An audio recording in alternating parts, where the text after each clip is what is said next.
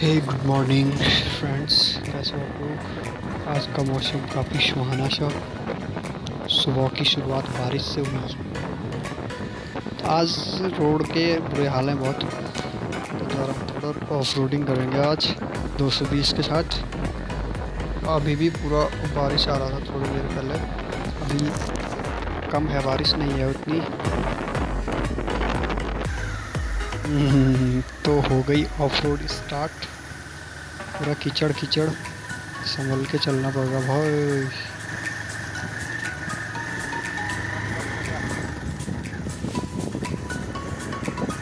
ये अपनी बेकार रियल रोड राइडर वही होता है जो अपना भी ख्याल रखे और गाड़ी का भी ख्याल रखे।